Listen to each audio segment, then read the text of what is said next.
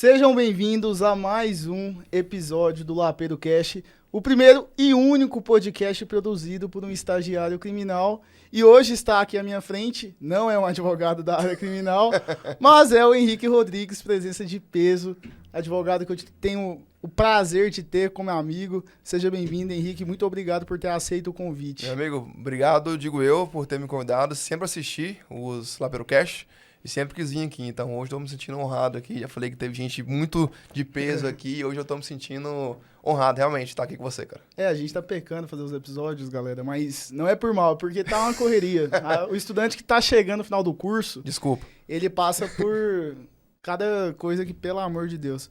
Pessoal, eu convidei o Henrique porque eu sempre comento isso com os meus colegas criminalistas, Henrique, que você é um dos advogados que eu olho, apesar de não estar inserido na seara criminal, mas como uma inspiração, entendeu? Te acompanha há um bom tempo já, você se formou na faculdade, uma das faculdades que eu passei, né? Eu iniciei na Unip, e é um cara que com pouco tempo de OAB apresenta grandes resultados.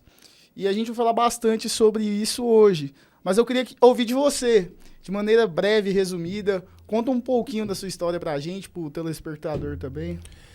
Maravilha, vamos lá. Quem que é Henrique Rodrigues por Henrique Rodrigues, né? Cara, eu sou do interior de Goiás, nasci na cidade chamada Santa Terezinha de Goiás, morei em Campos Verdes, que é um garimpo. E aí com 7 anos vim pra Goiânia. Sempre tive mães e pais bem simples, mãe costureira, pai... Meu pai foi comprar cigarro, na verdade, né? Pra Bahia, enfim, são separados. E eu comecei a estudar mesmo no jornalismo, na publicidade, e aí eu meio que não me adaptei muito bem, não gostava muito, era muito desleixado, muito aquele cara que não quer nada a ver com a vida, sabe? Não quer nada com a vida. Do nada me deu aquele estalo de, pô, preciso estudar. Comecei a estudar pro Enem. Tô voltando lá do começo, né? Da história. Estudar pro Enem e tirei 600 pontos no Enem. Uma nota baixíssima, né? Só que aí eu, dane-se. Vou fazer faculdade de Direito, que eu já era meio assim, aquele cara que brigava com tudo, aquele cara brigão, que via o rapa na rua pegando a roupa da minha mãe na feira, né? E eu ficava bravo com aquilo. Como assim, pegando a roupa do povo, tá trabalhando aqui? E aí eu fui pro Direito, consegui uma vaga na Unip, e embora, em que pese, havia aquele mito de que faculdade particular, você deixasse o documento lá, você passava, né? Eu morri de medo de reprovar na Unip, cara. Morri de medo. Sério? Passei. E aí, graças a Deus, eu consegui o ProUni na Unip. E eu fui o 9º colocado de 9 vagas da lista de espera. Então, no ProUni, pra quem não sabe, tem a primeira chamada, a segunda chamada e a lista de espera. Eu tava em 9º colocado da lista de espera. Não, eu era o último dos últimos, assim. E aí eu consegui estudar com o ProUni. E desde na faculdade, assim como você, eu sempre fui muito engajado com o pessoal. Eu tinha um Instagram de humor ali, que era o Unip da Depressão, em que eu movimentava a faculdade, a atlética, criava DCE, fazia a mesma bagunça ali na faculdade. E eu sempre quis advogar. E eu sempre tive na minha mente o seguinte, cara, eu tenho que conhecer o máximo de pessoas possíveis sem ser da minha área. Opa! Ó, chegou um cafezinho aqui, aí sim, hein? Valeu. O tratamento aqui é diferenciado. Aqui é chique demais, cara. Você tá doido? Vamos lá. E eu tive na minha mente isso. Eu precisava conhecer o máximo de pessoas possíveis que não fosse do direito. Por quê? Eu sabia que quando eu me formasse, se fosse advogar, os meus clientes seriam o pessoal que eu tava ali conhecendo. Da engenharia, da odonto, então, da enfermagem. Já entrei pra advogar. Nunca quis ser juiz, nunca quis ser promotor de justiça, nada. Não tinha vocação. Eu ficava deslumbrado com o dinheiro que eles ganhavam, né? Mas nunca tive vocação. Então, cara, se eu não tenho vocação, eu não vou ficar estudando pra isso aqui. Vou ser um cara infeliz. E aí eu comecei a interagir com todo mundo, né? Quando eu formei e peguei meu AB, eu vi um nicho de mercado muito interessante, que era o nicho da área educacional, voltado especificamente para estudantes. Então, eu já era um militante estudantil da época de faculdade, só que eu não ganhava dinheiro, a não ser com o Instagram, né? Com aquelas publicidades e tudo mais ali. Quando eu me formei, eu percebi, cara, não tem advogado no Brasil que defende estudante. E eu tinha uma crença limitante em querer atuar nessa área, porque eu balizava todos os estudantes do mundo, do Brasil, em mim, um cara sem dinheiro. Aí eu pensava o seguinte, se eu não tenho dinheiro, nenhum estudante tem também. Então, como é que eu vou advogar para estudante quebrado, lascado? Só que aí fui trocando ideia com o Daniel, meu ex-sócio, com amigos também. Eu fui criando coragem e eu decidi, cara, eu vou atuar nesse nicho, que é o nicho de Oceano Azul, porque não tem ninguém no Brasil que atua nesse nicho. Eu até tinha lido um livro que me incentivou, chamado A Estratégia do Oceano Azul, que fala sobre isso. Você advogar em uma área que você não tem concorrência. Aí, nesse caso, você é o único daquela área, então você consegue prosperar sozinho. Enfim, comecei, e aí, pulando já pro final, cara, deu muito certo. Deu muito certo. Em um ano de advocacia, a gente tava fazendo mais dinheiro do que um juiz. Mas aí, quando você começou a advogar, qual área? Você pegava tudo? Não. Recém-formado, vou pegar tudo, ou você tinha uma área que você priorizava até você decidir, não, meu nicho, definir, vai ser o direito estudantil. Cara, trabalhista. Eu sempre fui focado em ser nichado. Eu sempre entendi que o cara que pegava de tudo, ele não teria condição de pegar nada. Nada.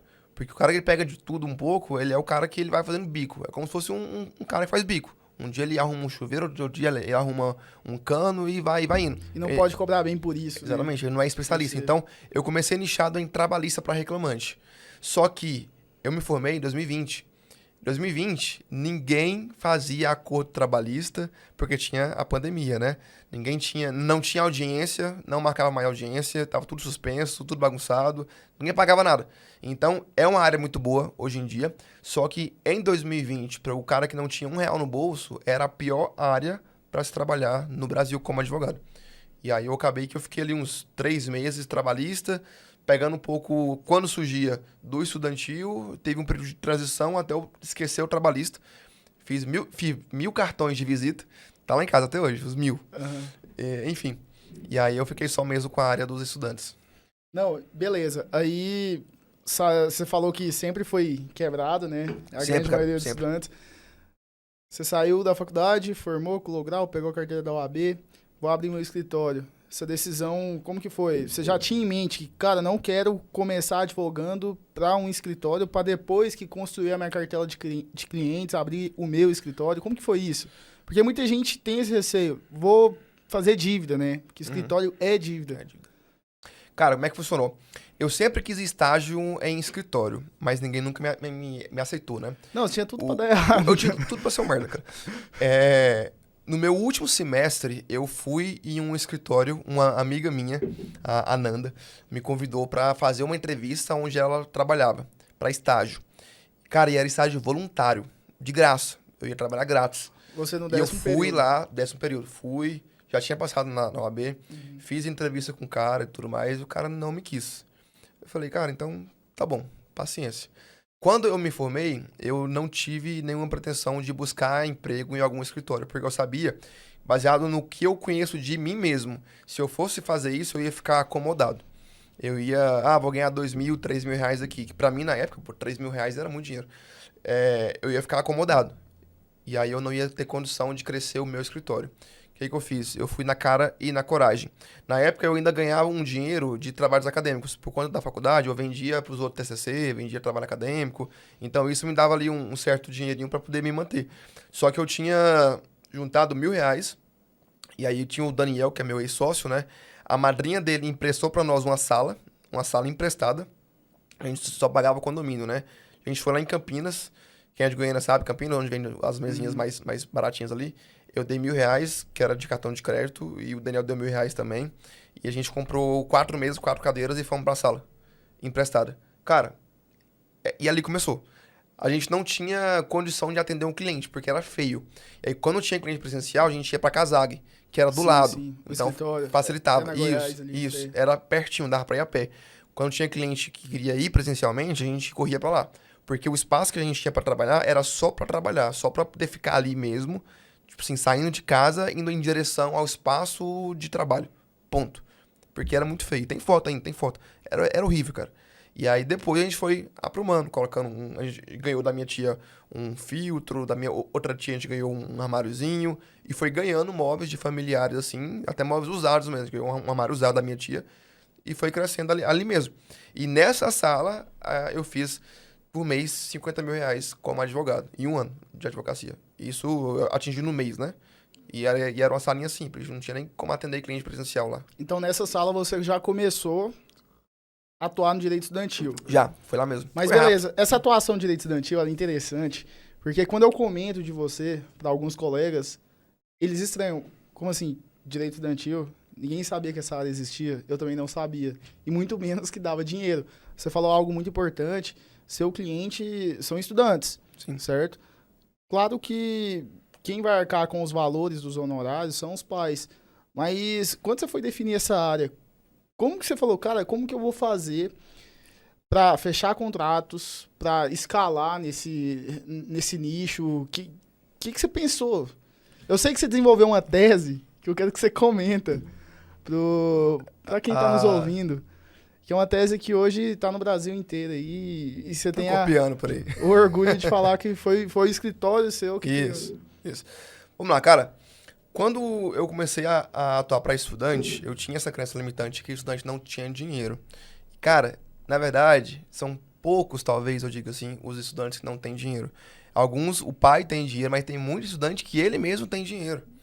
Porque eu vivia em um universo em que meus colegas não tinham dinheiro, ou eu não tinha dinheiro. Só que quando você se depara com um problema gigantesco, você consegue o dinheiro, cara. Você consegue o dinheiro. Um exemplo, minha primeira ação que eu rodei era uma ação para liberar a dependência da faculdade particular. Geralmente quem pagava essa ação eram estudantes que vinham lá do Pará, lá do Maranhão, de outros estados, estudar em Goiânia. E aí ficavam aqui são 5 anos do curso de Direito, por exemplo, Engenharia, 5 anos também. E chegava no último ano, percebia que não ia conseguir se formar, porque tinha uma dependência ali que os impediam, né? Cara, quanto que vale para o estudante conseguir liberar uma dependência e voltar para o seu estado, para sua família, para trabalhar lá com o pai? É uma parada que não tem preço. E não é nem a questão do preço da matéria em si. Porque na faculdade que a gente atuava contra eles, né, eles não cobravam a matéria. Então o cara ia cursar de graça, entre aspas. Só que ele tinha, às vezes, que pagar o aluguel da kitnet em Goiânia. Todo o custo. Pagar todo o custo de alimentação. A família tava com saudade, ou o pai tava bravo já com ele. Tem muito isso também, do pai ficar puto com o cara. Pai, tô pagando pra vocês, você tá indo pro bar. Tinha muito isso, somente pro pessoal da engenharia, que é o pessoal que mais reprova em matéria. Então, quanto que vale isso? Voltar pra casa. Então, o cara que ele fala que não tem dinheiro, na minha concepção hoje em dia, é mentira. Pode ser não é uma prioridade pra ele. Mas quando ele percebe que é uma prioridade pra ele, aí ele se vira, cara. Para de tomar cerveja aqui, para de sair com a mulher aqui e consegue o dinheiro, entendeu? E qual que foi essa tese que você... Foi o boom do seu escritório? Tá, vamos lá. Um dos booms, na verdade, do meu escritório foi a tese de conseguir o FIES para quem ficou abaixo do ponto de corte, né? Como é que funciona? Hoje em dia, até hoje, para conseguir o FIES, para medicina principalmente, o aluno faz o Enem, tem ali o ponto de corte das notas que concorre para aquela vaga, e aí quem ficou dentro das notas maiores consegue a vaga. Só que a lei que criou o FIES nunca previu o ponto de corte. Quem fez isso foi político. Foi politicagem em 2015, 2014, criaram o ponto de corte para tentar reduzir um pouco a verba do FIES, mas foi uma previsão feita por meio de portaria, que tem um valor inferior a uma lei que criou o FIES, né? Pensando nisso, cara, eu falei, cara, por que não tentar essa tese? Entrar no judiciário, dizendo pro juiz, ó, é o seguinte, eu sei que em que pese exista aqui uma previsão, né, normativa criando ponto de corte, é uma previsão que aos olhos da Constituição Federal é inconstitucional, porque atrapalha o estudante a conseguir a educação e a lei nunca previu isso. Então, aí tem até o princípio que baliza essa tese, que é o princípio do não retrocesso social. O que ele quer dizer? Vou tentar ser breve, porque talvez não é o assunto do podcast. Quando o Estado ele cria um direito social, ele não pode mais retroceder. Ele pode, caso queira, não criar. Não quero criar. Pronto. Mas se eu criei, nasce agora um dever negativo, que é o de não voltar atrás. E ele fez isso, voltou atrás. A gente criou a tese, cara, e aí demorou pra gente conseguir a primeira liminar. A minha primeira ação do país inteiro, né, que foi nós que criamos a tese, foi em 2020, e a primeira liminar foi na 4ª Vara Federal Civil, o juiz Cata Preta, em 2021. Então foi 1 ano e meio pra sair a primeira decisão. Até lá foi só pauleira. Eu tinha que convencer o cliente a comprar a ação. Sem decisão. Sem decisão. E olha, ele pagava... é algo pode acontecer, é inédito. Isso, acontecer. Eu dizia, a gente era sincero, cara, não tem ainda decisão, mas a gente crê muito que possa dar certo. E o cara via aquilo como uma única chance dele conseguir e entrava com a ação. Entendeu? Nossa, que bacana. E, gente, eu há um bom tempo acompanho o Henrique, desde o perfil lá da Unip, que ele havia criado. E quando ele formou, começou a advogar, eu não sei se aproveitou o perfil ou criou outro. Eu usava o perfil para poder trazer leads da ação de DP, da Unip. Só que eu não usei ele como meu pessoal. Eu criei um novo. Certo. E aí eu vi que na pandemia, escritórios fechando e o Henrique crescendo. E comecei a ficar curioso. Henrique, hoje você tem uma atuação muito forte. Na verdade, eu trabalhei no seu escritório. Eu sei que o seu escritório é baseado no posicionamento digital. Sim. A base do escritório é o tráfego pago. O que você tem a falar sobre esse posicionamento digital?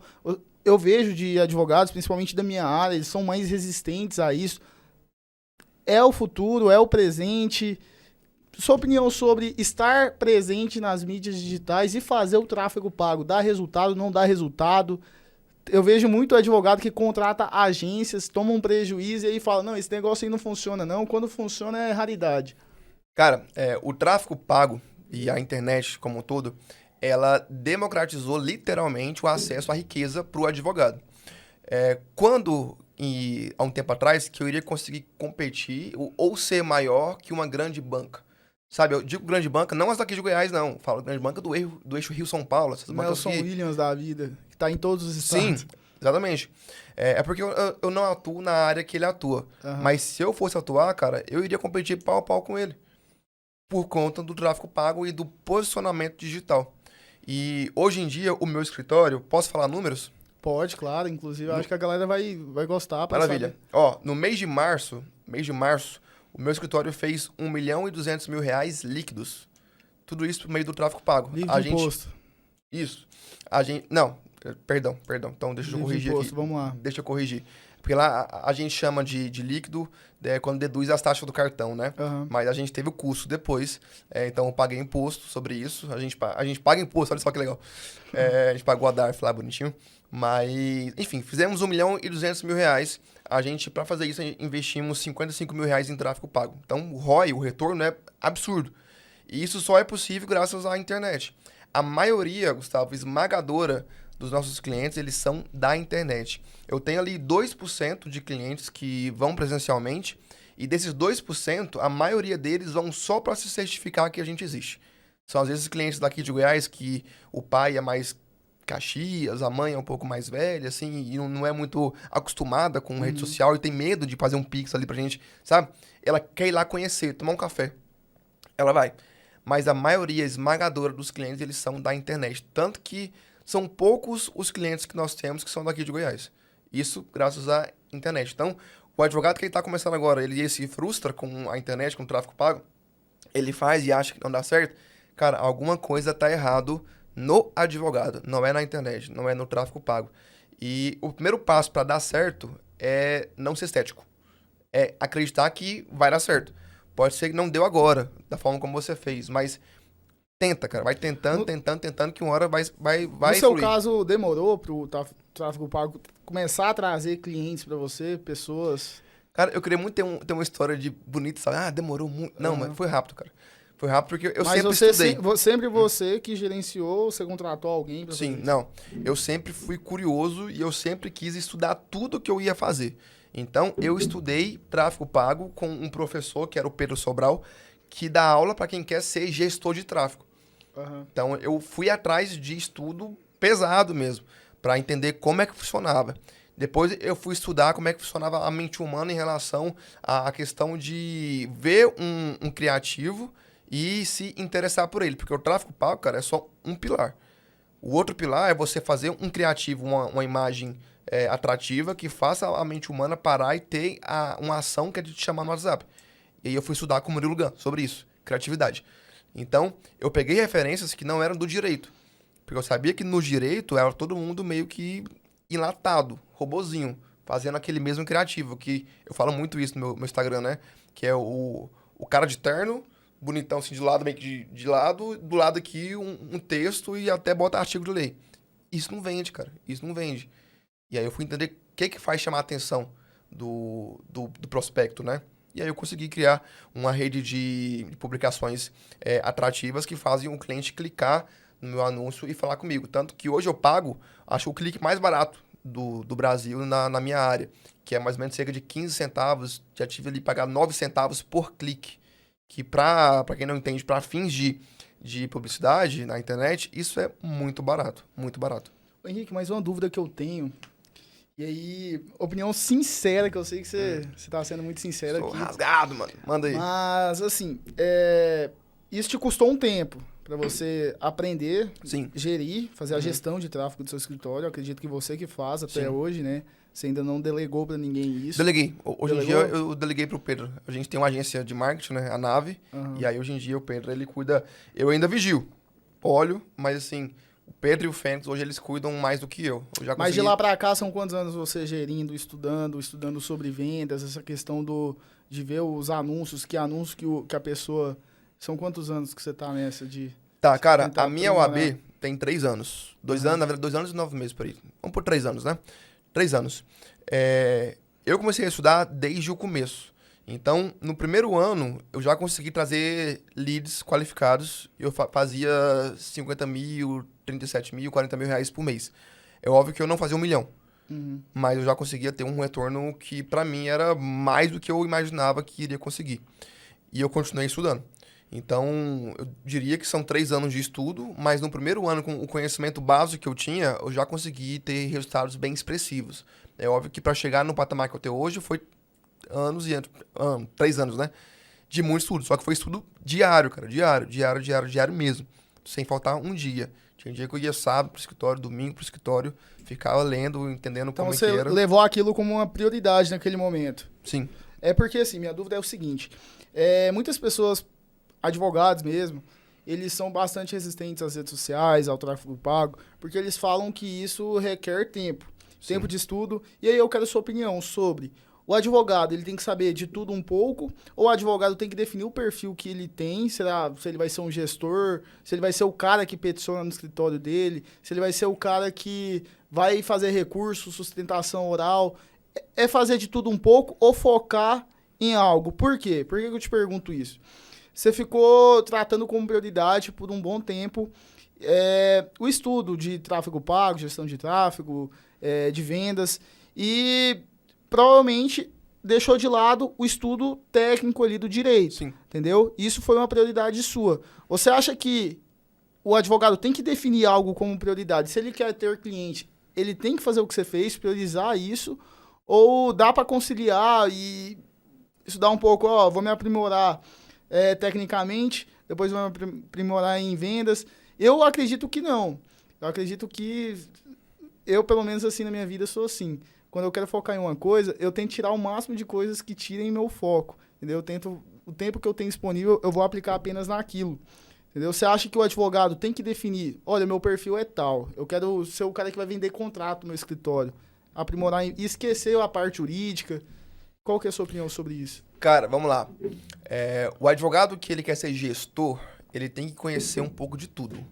Ele não precisa ser bom em tudo, mas ele tem que conhecer um pouco de tudo para ser o gestor do escritório. E aí ele vai contratar pessoas que são boas naquilo que ele precisa. Agora, o cara que está começando agora, ele realmente tem que focar em uma só área do conhecimento. Não dá para você ser o cara mais foda da parte técnica e querer ser bom também na questão da gestão. Você pode ser muito bom na parte técnica e ter um sócio que é bom em gestão. Aí você consegue crescer. Você vai encontrar um sócio que é o seu oposto. E aí até um erro, né? Quem vai escolher um sócio, escolhe sócio por amizade. Que, cara, não dá. Tem que ser um sócio que é o seu complemento. Então, a dica que eu daria é, cara, eu quero realmente ser bom de técnica. Beleza, não tem nenhum problema em Eu quero querer ser o bom de advogado que técnica. peticiona. Cara, tem gente que, assim como tem gente que sonha em ser juiz, tem advogado que sonha em peticionar, em Criar falar com o juiz, teses. em ter audiência, em fazer um júri, não sei se é esse o teu caso também, Aham. e brigar lá. Tá tudo bem com isso, cara. Agora, você quer ser um advogado que é do comercial, que é da parte de gestão? Então, arruma um sócio que é assim. E necessariamente eu preciso de um sócio da área do direito? Por exemplo, eu preciso de um gestor no meu escritório. Um cara que vá fazer essa parte de vendas, de trabalhar a imagem do escritório, gerir, por exemplo, o tráfego do escritório. Necessariamente precisa ser um advogado? Cara, não precisa ser um advogado. Até que, na verdade, assim, pra ser sócio do seu Pra ser escritório... sócio você tem com o que... nome eu sei que é a OAB Veda. Ah, Né?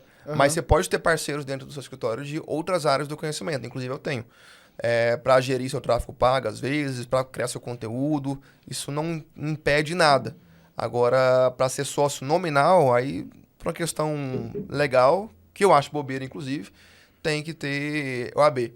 Eu falo que eu digo que eu acho bobeira, não porque eu acho que não tem advogado bom, mas é porque o mercado caminha para esse sentido. Você vê que dentistas, para ser dono de uma clínica de dentista, você pode ser um cara normal, sem ser um dentista em si. Sim. E você contrata um dentista para cuidar, para ser o RT, né? E advogado não. Mas enfim, isso é papo para 2 horas de conversa, cara. Não, e pessoal, os números do Henrique, eles de fato impressionam, e é por isso que vem as críticas. Eu falo isso porque eu sempre comento de você, e eu já ouvi E comentários. sempre tem críticas de mim. Tem críticas do Henrique, falando, não, será que é só da Haters advocacia mesmo? Porque o Henrique recentemente lançou, né? Ele adquiriu os números dele e depois foi lançar uma mentoria. Sim. E o pessoal tá começando a te conhecer agora por conta da mentoria e acha que você começou a ganhar dinheiro com a mentoria. Já aproveita que eu citei isso pra você... Verdade, cara. Eu sou rico demais por conta da mentoria, vendo muito curso. Cara, eu acho até engraçado, porque quando eu posto lá no meu Instagram a DARF do imposto que a gente paga, tem lá o nome do escritório. Então, só aquilo por si só prova que eu ganho dinheiro no meu escritório de advocacia. Não dá pra eu vender um curso e dar uma nota no nome do meu escritório. Entendeu? Certo. Ninguém ia aceitar um negócio desse. E, a propósito, abri uma turma de curso gravado no ano passado, que foi o Método Decolar. Nós vendemos 35 mil reais. Era R$1.000 cada curso, né? Foi só isso. Esse ano a gente abriu uma turma de mentoria. Essa sim a gente já vendeu um pouco mais. A gente vendeu mais de 100 mil reais. Só que 100 mil reais perto de 1 milhão é pouco. Ó, e pros haters que falam isso, eu acredito, já botei como meta, que até o final do ano eu vou ter uma renda tão alta com cursos como eu tenho na advocacia. E tá tudo bem quanto a isso. Agora, eu cresci na advocacia de forma própria, não foi com dinheiro de outro lugar. Mas daqui a pouco, Gustavo, você vai me chamar aqui de novo, eu vou falar, cara, hoje eu ganho mais dinheiro com curso, mais dinheiro com mentoria do que como advogado. Porque o universo da educação é mais enxuto. Então, para eu fazer R$1 milhão, eu tenho uma equipe hoje de 43 pessoas. Na minha mentoria, não, eu tenho uma equipe de 7 pessoas. Então, é muito menor o custo, entendeu? Por isso que é muito mais vantagem também. Mas nesse momento, o meu dinheiro ele é quase que 100%, na verdade, da advocacia. Ô, pessoal, eu falo por mim, porque acompanhando esse crescimento, acho que você estava na segunda... Quando você foi pro Los Andes, você saiu do centro e foi pro Los Andes, né? Isso. Era a segunda sede, que o Henrique... Segundo local, primeira vez que ele mudou de escritório de local. E aí, eu fui pra lá, pedi uma oportunidade pro Henrique, sabendo que minha área é criminal, eu estagiava em escritório criminal, mas queria ter a experiência no escritório do Henrique para ter essa vivência de gestão, para entender como funcionava aquilo, porque eu via que seu escritório é um escritório de escala, são muitos contratos fechando, e como que você conseguia gerenciar aquilo. E algo muito interessante que me deixou bem, assim, surpreso foi que seu escritório é todo setorizado.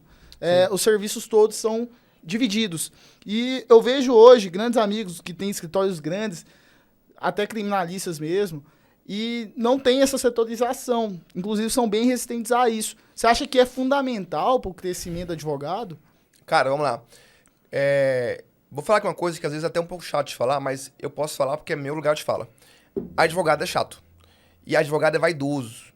Isso de um modo geral, é vaidoso. E por ele ser vaidoso, ele se torna um cara egoísta ao ponto de vista de que ele tem medo de delegar para alguém fazer aquela parte que ele faz, achando que aquela pessoa que ele está delegando não faria tão bem quanto ele.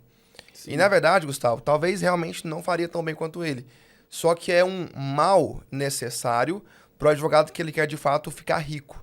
Rico, eu digo, não só de dinheiro. Porque tem muita gente que tem muita grana, mas trabalha de 8 da manhã à meia-noite. Isso pra mim não é riqueza, cara.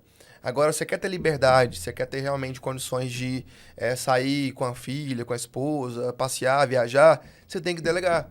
Você tem que construir um escritório que não dependa da sua imagem. Pensa comigo, se o meu escritório fosse o Henrique Rodrigues Advocacia, eu não ia conseguir ter esse tanto de gente trabalhando para mim, porque os clientes só iriam querer falar com o Henrique. Vou dar um exemplo aqui, clichê. Nelson Williams.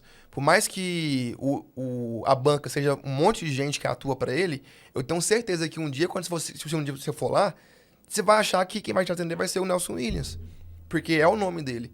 Talvez ele não sofra tanto com esse problema pelo patamar financeiro que ele tá. Uhum. Mas a gente que tá pequeno, se você põe o teu nome na porta do escritório por uma questão de vaidade, cara, você vai ficar o resto da vida vendendo a tua hora. Então, a questão de setorizar, de dividir em setores, é justamente para isso. Para que exista uma forma dinâmica de trabalho e que todo mundo faça as coisas de forma automática. A gente lá é muito bitolado com teorias da indústria, né? E setorizar vem do Fordismo, onde a linha de produção dos automóveis na época do Henry Ford, né? Ela foi feita dessa maneira. Tinha pessoas específicas para cuidar de cada etapa de produção. Lá no seu escritório, como que é dividido? Da mesma forma, pessoas específicas que cuidam de cada etapa da linha de produção. Então, começa ali com o marketing, né? Então, tem o pessoal que cria o marketing, tem a Ludmilla, que hoje faz aquilo que você fazia antes lá para mim, que eram os vídeos e tudo mais, e a gente roda o tráfego pago. O cliente que clicou no anúncio veio pro WhatsApp, ele chega pro time comercial. O time comercial, que é a maior parte hoje em dia do meu escritório, ele atende essa pessoa, qualifica o cliente, entende o caso, vê se é viável alguma ação judicial ou não. Se sim, oferta para ele a ação, explica como é que funciona, faz a venda da ação em si. O cliente, ele ficando convencido, satisfeito, ele quer entrar com a ação, o comercial vende a ação para ele, e aí quando o cliente vende, a gente transfere ele para o sucesso do cliente, que é um setor específico para cuidar da vida pós-venda do cliente dentro do escritório. Aí a gente pede documentos para o cliente, entende um pouco mais de forma aprofundada o caso dele, manda parabéns para ele, manda um bolinho em seu caso, cartinha e tudo mais. E aí, quando o cliente manda todos os dados, manda para o jurídico peticionador, que é quem realmente peticiona a ação, faz ali a petição inicial, né? Depois que peticiona, vai para o controle entra com a ação de fato, né? Manda lá para o PJE, ProJude, enfim, e manda para o cliente depois o número do processo. Depois que manda o número do processo, o cliente ele entra dentro, de novo, em uma outra parte do sucesso do cliente para ter feedbacks semanais, que é um outro erro, cara, que a gente corrigiu, que a gente viu que existe em grandes escritórios, que é o que também, às vezes, até por ego, né? O advogado que só quer mandar mensagem para o cliente quando sair algum ato novo. Quando sair liminar, eu te aviso. Mas não, cara, o cliente ele é ansioso. Às vezes, o intervalo entre a liminar e a sentença são meses, até anos. E muitas vezes o advogado não fala nada com o cliente, porque ele fala o seguinte, se não saiu nenhum ato novo, não digo nada pro cliente. Quando sair uma sentença que eu te aviso. Não, a gente manda mensagem pro cliente a cada 10 dias. Cada 10 dias, mensagem pro cliente. Isso é previsto em contrato? Ou não? Não é previsto, deixam como... não é previsto em contrato. É uma teoria chamada over-delivery, que é entregar mais do que a gente promete. Uhum. Então, a gente trouxe isso também da indústria. A gente viu que a Amazon fazia isso. Quando você compra um livro na Amazon, às vezes eles te prometem que vão te entregar em 7 dias, te entregam em 3. Mesmo sabendo que eles vão conseguir te entregar em 3, eles dizem que é 7. Para você ficar surpreso com aquilo ali. Então, lá, o que a gente faz? A gente promete para o cliente que vai entregar a ação dele em 10 dias. A gente entrega em 7, entrega em 5. Bacana. E aí a questão de mandar mensagem para ele é para evitar problemas. Cara, quando você tava lá, a gente tinha muito problema também com o cliente. Não sei se você lembra disso. Cliente que ficava insatisfeito. E a gente mapeou que a maioria esmagadora desses problemas se deram por falta de comunicação com o cliente. Então a gente criou esse núcleo, que é o CS, né? Somente para dar respaldo, dar feedback e conversar com o cliente. Não, Henrique, vamos lá. A gente tá com quanto tempo de podcast? Temos, acredito que mais uns 20 minutos pelo menos. Vamos papear. Eu quero... Você sabe que eu quero ser criminalista, né? E hoje a grande dúvida que me deixa, às vezes, até angustiado é se dá para fazer o que você faz no criminal, entendeu? Se dá para, principalmente, delegar a função. Por quê? No meu planejamento que eu fiz, eu quero chegar no momento de advocacia que eu vou falar, tô bem, e me preocupar só com sustentação oral e tribunal do júri. As duas coisas que eu quero fazer. Eu quero ter pessoas para peticionar para mim, eu quero que se tiver alguém para ir na delegacia, O cliente, se for para eu ir lá, vai ter que pagar muito bem para eu ir lá, mas vai ser o pessoal do escritório para ir, quero pessoas para ir lá. Você acha que dá para fazer essa delegação no criminal? Porque o criminal é uma área muito, eu acredito que é a mais diferente de todas, porque parece que ela é muito pessoal. O cliente que te contrata quer você na delegacia, quer você na audiência, quer você fazendo sustentação oral. E eu vejo que delegar, eu não tenho problema com isso. Inclusive, eu até prefiro contratar uma pessoa muito técnica para peticionar para mim, que é um serviço que de fato requer tempo, requer paciência também. Dá para fazer isso no criminal? Cara, primeira coisa, você já é criminalista. Só te falta um registro na ordem. Mas, pelo que eu já te conheço, você já é. Então, você falou que quer ser, pra mim você já é. Vamos lá, cara. O criminal realmente é uma área diferente das outras, né? Porque ela exige muito a pessoalidade do advogado. E muito o ato presencial. O ato de ir ali na delegacia, de estar ali com o preso e tudo mais. Agora, é possível? Eu entendo que sim. Desde que você construa uma marca em cima do seu sobrenome, por exemplo. Para que quando o pessoal que comete crime for pego, eles lembrem, pô, pra eu sair daqui eu tenho que ir atrás de alguém da Lapero Advocacia. Entendeu? A Lapero Advocacia Criminal tem que ser referência em ajudar pessoas que estão na condição de preso ou na iminência de ser. Aí você consegue delegar. Porque o cara vai atrás dos advogados da Lapero Advocacia. Por mais que exista o Gustavo Lapero ali, que seria o líder de todos eles, Fazer com que ele vá atrás da minha equipe. eles não vão atrás da necessariamente- Lapero Advocacia. Isso mesmo. Então você vai conseguir delegar dessa forma. É um pouco mais complicado, por quê? Porque para eu delegar hoje o meu comercial, um comercial atende ali às vezes 20, 30 clientes por dia. O seu comercial, por exemplo, não iria conseguir atender esse tanto de gente por dia porque seriam atos presenciais, às vezes um flagrante. Então, o tempo de deslocamento ali seria um fator que iria atrapalhar. Mas você consegue delegar em ter mais gente ali que poderia te auxiliar. A grande questão aqui, cara, é você realmente construir a sua marca em cima de um posicionamento que ajude pessoas na condição de preso. E aí até uma dica, você pode subnichar dentro do criminal, para ficar ainda mais específico. Talvez, não sei se posso estar errado, viu? Me corrija. Mas o Kakai, Sim. eu imagino que ele é criminal e ele é focado em um tipo específico de crime. Penal econômico. Ele trabalha com crimes de colarinho Exatamente. branco.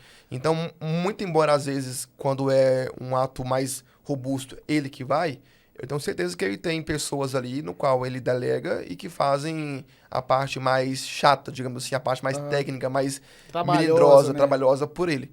E ele é um cara que ele consegue delegar. Embora quando chega ali no STJ, quem tem que ir é ele. E aí também é uma questão de gosto, né?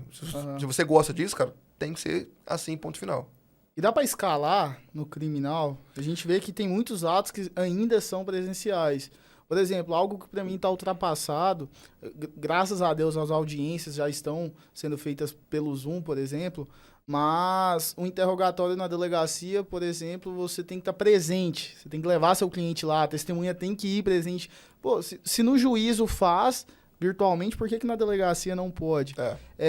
Inclusive, essa é a minha dúvida que eu tenho também. Dá pra escalar? Porque, assim, você pega clientes do Brasil inteiro.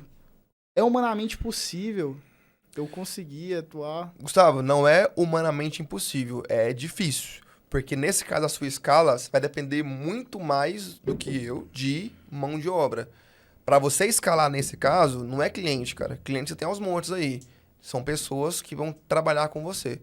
Então, para você atender, às vezes, 10 clientes por dia e uma audiência presencial, você tem que ter 10 advogados com você.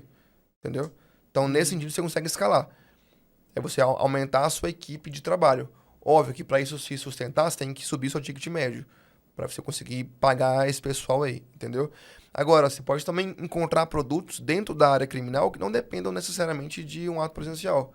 Eu acho que deve ter o HC, talvez deve ter, enfim. Dentro da área criminal, você pode achar ali algumas nuances que não dependam 100% do ato presencial. Mas como tem que ter, é um mal necessário, digamos assim, você vai escalar colocando mais pessoas para trabalhar para você. Porque você mesmo, Gustavo, você não consegue estar hoje aqui na delegacia, daqui a meia hora tá em outra, não dá, cara. Você vai acabar perdendo cliente. Quando 2 clientes te ligarem de forma simultânea, o que é que você faz? Para você não perder, você delega para alguém. Aí que mora a escala, entendeu? E aí, assim, quando você tiver dinheiro, cara, contrata alguém. Porque a parceria, ela é interessante? É interessante. Pra quem não tem dinheiro pra contratar. Mas tendo condições de contratar um advogado, é muito mais viável financeiramente pra você do que uma parceria. Não, concordo, porque inclusive você corre o risco de perder o cliente futuramente em ações Exatamente. futuras. Tem muito isso também. Eu quero que você, e inclusive eu vou fazer um corte sobre isso. Ixi. Quero que você mande um recado aos advogados criminalistas. É necessário hoje estar presente, independente da área, inclusive na área criminal, estar presente nas redes sociais, trabalhar o tráfego pago. A gente sabe que a advocacia criminal é a advocacia tradicional, mas tem que largar isso e, de fato, entrar na realidade. Cara, então vou deixar um recado pra você que é criminalista, que atua na área criminalista na advocacia. Esteja na internet e mude de vida. É uma crença limitante, Gustavo, achar que o criminoso ou possível criminoso não está na internet. É claro que ele tá, cara. É óbvio que ele tá. E se ele não estiver, a mãe dele tá, a esposa dele tá. Então o cliente do criminal, ele tá na internet com certeza. Você consegue encontrar esse cara ali.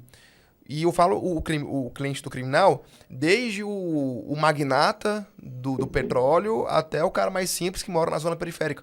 Ele tá na internet, todo mundo tá ali. Então, você se posicionando como autoridade em um nicho específico, no criminal, ou em subnicho, digamos assim, você consegue atrair esses clientes com certeza. Ah, Henrique, mas meu cliente tá preso. Ele não tem internet, como é que ele vai falar comigo? Cara, ou ele já deve ter te conhecido antes e avisa a família para ligar para você, ou a família dele, ela vai te conhecer e ela vai te ligar. Tem uma estratégia que eu digo na minha mentoria, como encontrar clientes criminal, que é simples, cara. Rodar um anúncio em cima de um presídio, dia de domingo, dia de visita. Uhum. Cara, você vai atingir famílias de presos que estão ali a rodo. Um monte de pessoas, de esposas, de mães que estão ali visitando, triste porque os filhos estão presos. Você vai conseguir encontrar essas pessoas depois e impactar elas por meio de um anúncio criativo. Então você consegue mostrar para ela que você consegue ajudar o filho dela, o marido dela, de alguma forma, desde que realmente consiga, né? Então, não tem por que o advogado do criminal não tá na internet. Ele vai ter muito mais clientes do que tem só no offline. Henrique, vamos lá. Fala pra mim os erros que advogados rotineiramente cometem no momento de tanto fazer a gestão de tráfego, como também fazer o seu marketing jurídico ali, alimentar suas redes sociais, os erros mais comuns que acaba com o Instagram do advogado, com a imagem do advogado, o que... Tá, vamos lá, posso falar todos? Vou falar só alguns, cara, porque alguns são polêmicos também, mas vamos lá. Um dos erros que eu acho que é o mais comum é o advogado conversar com outro advogado. Não sei se você já viu isso. Produzir O advogado, conteúdo ele produz pra- conteúdo técnico, como se quem fosse ver aquele conteúdo fosse outro advogado. Aí o primeiro post dele é tipo assim, entenda sobre a minoridade penal aos olhos da lei. Ninguém quer saber isso, cara. Só outro advogado, só o seu professor quer saber isso. Então, criar conteúdo técnico, isso não atrai cliente. A sua linguagem tem que ser simples, como se uma criança de 5 anos conseguisse entender. E tem que ser um conteúdo voltado pro cliente em si, com a linguagem dele. Então, se o seu cliente é um cliente que ele fala mais simples, mais tranquilo, seja simples também e fale com ele de forma simples. Esse é o primeiro erro que eu entendo. Um segundo erro, cara, que também inclui o mesmo problema aqui, é a questão do advogado ele ficar muito imerso dentro da OAB, ao ponto de que isso atrapalhe ele atrair mais clientes. Ao ponto de que, quando eu vejo o perfil de ciclano, a primeira imagem que me vem à cabeça é um advogado que participa de comissões da OAB, participa de eventos da OAB. Já vejo muitos, cara. Você entra no perfil do cara, é só evento da OAB e tá tudo bem participar. Eu gosto, já participei, acho que é muito bom, você consegue crescer muito lá dentro. Agora, não tem que ser uma prioridade, né? não é a sua prioridade se você quer ser um advogado empreendedor. Aham. Porque você tem que focar no seu cliente. O seu cliente não quer saber se você é membro honorário, nem sei o nome correto, se é membro famoso. Não quer saber o seu cargo dentro da ordem, cara. Você pode usar isso como um gatilho de autoridade para vender. Tipo, fulano, depois da venda, né? Além de tudo isso que eu te falei, eu sou presidente da comissão X. Então, a minha comunicação com os colegas é ampla. Pronto, cara. Isso te ajuda demais a vender. É assim que as comissões fazem você ganhar dinheiro na advocacia.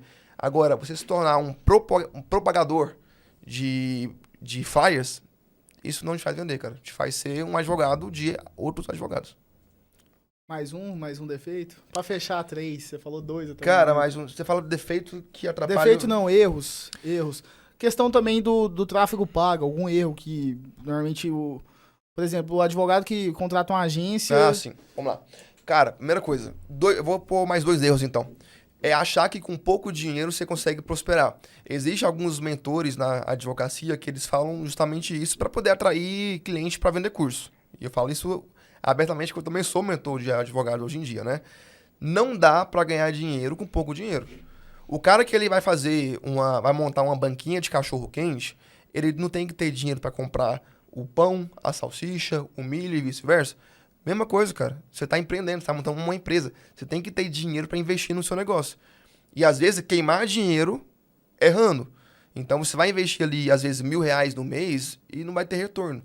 Mas porque aqueles R$1.000 iniciais são o teste. Você está testando o seu público. Então, achar que com pouco dinheiro você vai conseguir prosperar. E quando eu digo muito dinheiro, não é, gente, R$10.000, não.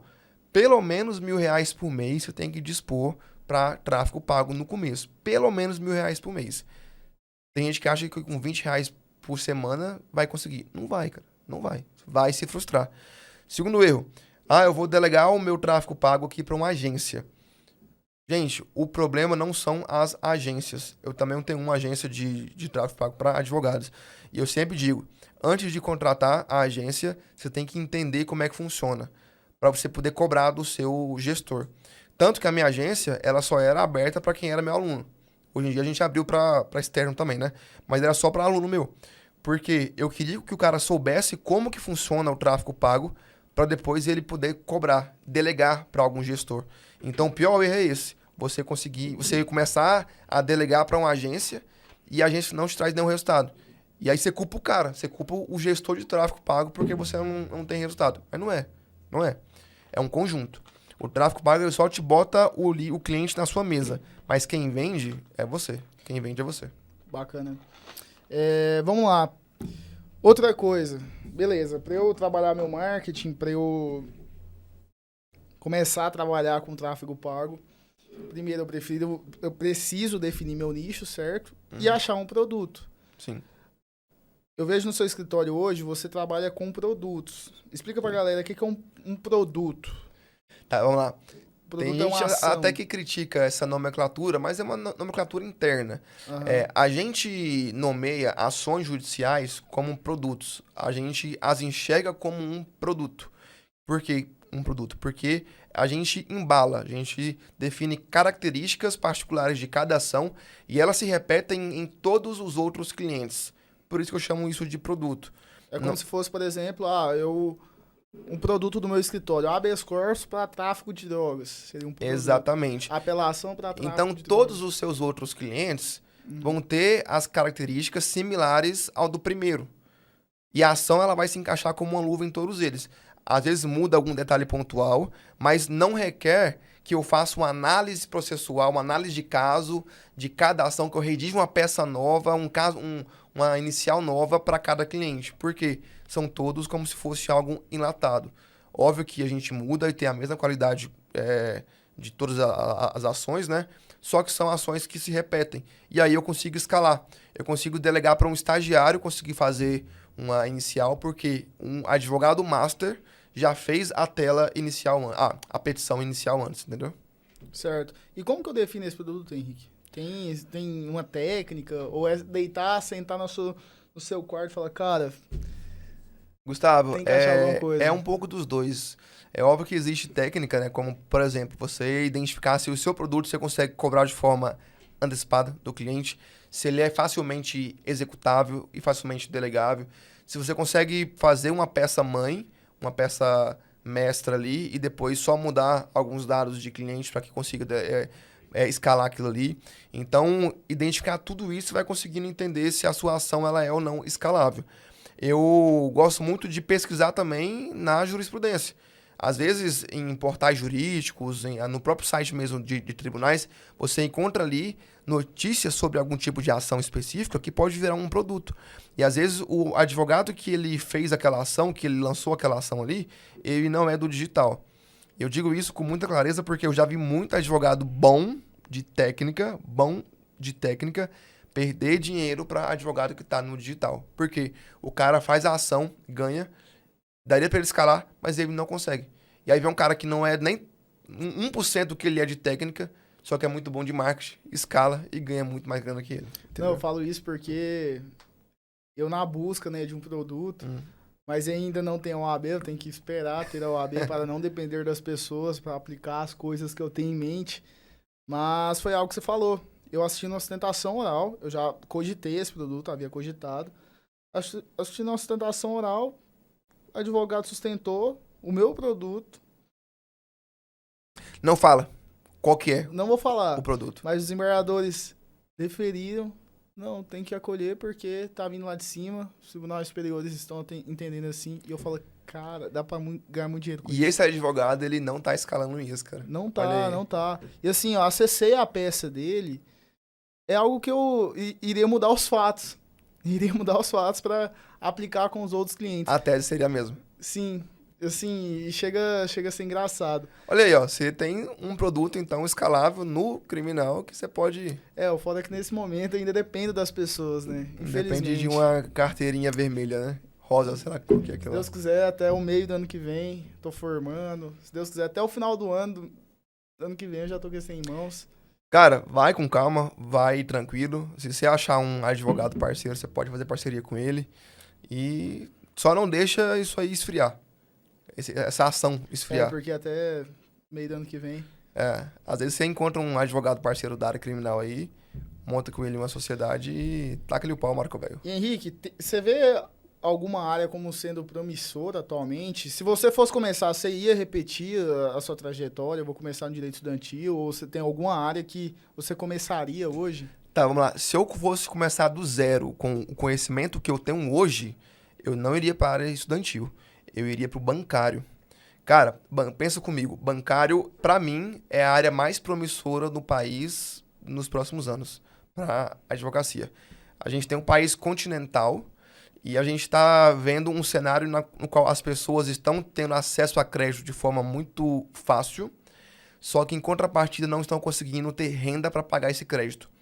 Daqui a 5 anos, cara, mais do que já é hoje, a maioria dos brasileiros estarão endividados. E dívidas que muitas vezes são dívidas irregulares. Então, o advogado que focar no bancário, ele vai conseguir ajudar e muito esse pessoal. Bancário para o agronegócio. A gente teve um ex-presidente agora que abriu muitas portas pro agro e agora um presidente que não abre tanto assim. Só que quando lá atrás o pessoal conseguiu muito crédito. Pode ser que aqui agora, nos próximos 4 anos, eles não consigam arcar com esse crédito. E aí vira uma bola de neve e o advogado que é especialista na área bancária para o rural, ele vai conseguir ajudar esse pessoal, esse produtor rural e vai ganhar muito dinheiro e dinheiro fácil. Dinheiro fácil. É porque muito se fala também de direito de saúde. Sim, saúde também é uma área muito boa. Inclusive a gente roda lá agora, tá começando a rodar novas áreas, né? No escritório. Saúde é uma área muito boa pelo mesmo ponto de vista. As pessoas o acesso a plano de saúde está ficando mais fácil. Está ficando mais barato, entre aspas, está ficando mais popular. Então, quanto mais fácil é o acesso, mais negativa vai existir de plano de saúde. E quanto mais negativa vai existir em plano de saúde, maior é a demanda para o advogado entrar com a liminar, para conseguir uma decisão judicial ali, uma liminar, para poder garantir o acesso à saúde de pessoas que estão precisando. Não, igual muita gente critica o advogado trabalhista, porque fala ou o advogado trabalhista é rico demais, ou só vive, porque trabalha com... O cliente dele é um trabalhador que foi demitido, por exemplo. Uhum. Você vê que dá pra escalar nessa área. Eu vejo que o Igor Matheus, o vice-presidente da CAGE, tá cliente nosso, tá nave. Cliente nosso. Uhum. Tá fechando bastante contrato. Cara, o Igor é um exemplo que realmente dá pra escalar na área trabalhista. O que eu mesmo já falei com ele sobre isso? A área trabalhista, ela é muito boa. Dá pra ganhar 1 milhão mês no trabalhista. Só que pro advogado que quer abraçar essa área, ele tem que ter ciência que, assim como no previdenciário, você tem que ter um caixa inicial para se bancar até começarem a surgir os primeiros pagamentos. Porque você não recebe do cliente de forma antecipada. E é cultural. Não dá você pode ser o Nelson Williams da vida. Você não consegue cobrar antes de um reclamante que está desempregado. Sim, Então você sim. tem que entrar com a ação, esperar ganhar ou fazer um acordo para lá na frente receber seu pagamento. Então, dá para ganhar 1 milhão? Dá demais, cara. Mas você tem que ter um caixa inicial para conseguir se manter até o dinheiro começar a surgir. Não, bom da trabalhista que a justiça é rápida. Isso, e também, só para comentar, Gustavo, o cliente, como ele não paga, é muito fácil de fechar, cara. É muito fácil de fechar. Ele não vai ter nada a perder. Eu conheço advogado da área trabalhista que fecha 300 contratos trabalhistas por mês. É muito simples. Porque não tem a barreira. A maior barreira entre cliente e advogado é o dinheiro. Se você não cobra o dinheiro do cliente antes, cara, o cliente fecha.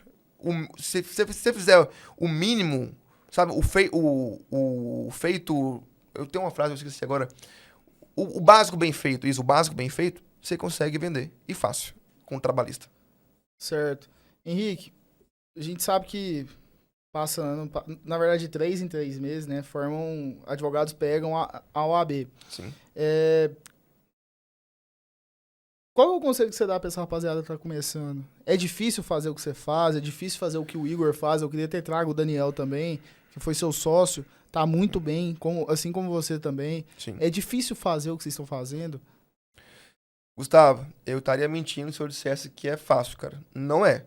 Não é. E não é papo de coach, não. Gente, é bunda na cadeira. É tempo de tela, que a gente brinca muito lá dentro do escritório, né? O que é tempo de tela? É tempo sentado na cadeira, olhando pro computador, estudando. E testando, errando. Mas é um preço que quem tá disposto a pagar é certeza que vai colher. E rápido. Rápido. O bom da internet é isso, cara, que os resultados ele vêm de forma rápida.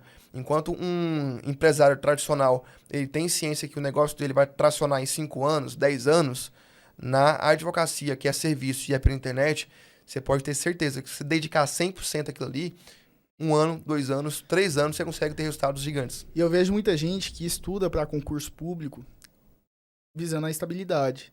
Estuda 5 E anos. visando a dificuldade que é o início da advocacia, né? Se estudar na mesma rotina que você vai estudar para um concurso para juiz, Cara, se estudar ali os 2 anos, vai pegar o fio da meada e vai com ganhar certeza, dinheiro. é isso mesmo. Tem gente que estuda 5 anos, 2 anos, todos os dias, meia-noite estudando para concurso público, para ganhar 4 mil reais, para ganhar 15 mil reais que seja. Mas se o cara pegar esse tempo que ele estuda e aplicar, ele vai ganhar muito, muito, muito mais que isso. A diferença também é um pouco de vergonha, né? De botar a cara nos stories e achar que é blogueirinho. Isso aí é crença limitante. Tenho certeza que você já escutou isso. Ixi. Cara, e pra mim, o medo que eu tenho não é de ser julgado por ser blogueirinho. É o medo de ver o boletão vencer e não ter como pagar. Cara, você viu que eu gaguejo, né? Eu sou gago. E mesmo gaguejando, eu faço stories todo dia, cara.